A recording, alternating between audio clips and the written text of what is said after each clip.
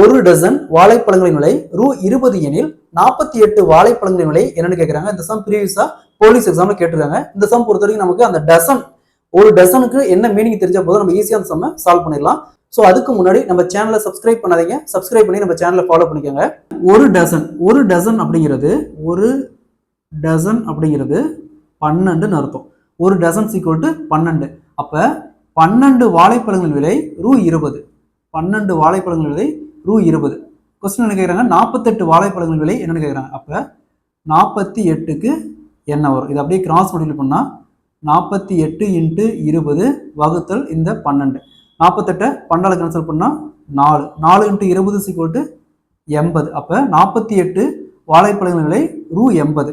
இதே மாதிரி இந்த சம் பாருங்க, ஒரு டசன் முட்டையின் விலை ரூ. 72 எனில் 60 முட்டைகளின் விலை என்னன்னு கேட்கறாங்க. இந்த சம் ப்ரீவியஸா டிஎன்பிஎஸ்சி எக்ஸாம்ல கேட்டிருக்காங்க. இந்த சம்ம சால்வ் பண்ணி ஆன்சரை கமெண்ட்ல போடுங்க.